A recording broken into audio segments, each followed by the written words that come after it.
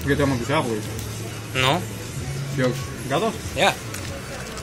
Tad mēs ar Austas spiedām. Visi mums mēģina iegalvot, ka cheeseburgers nav veselīgs. Tas nav iespējams. Es padomāju pašu loģiski. Sākās visi ar salātu lapu.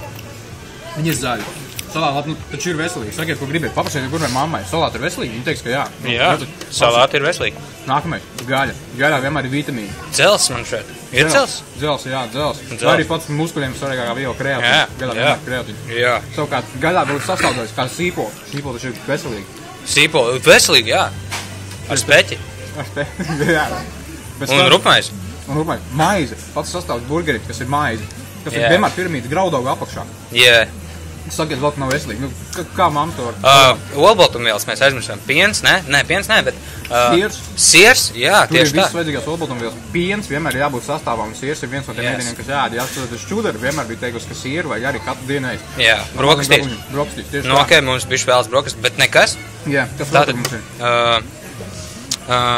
Sinepes. Sinepes ļoti vēdrā iekšā, nu, tur visu tā izdedzina. Par sinepes, ko nezinu. Kaitīgos izdedzina. Jā, tādā ziņā varētu būt baktērijas iznīcīt. Tā kā, come on. Nu nevar cheeseburgers būt kaitīgs veselībai. Es padomāju pašu.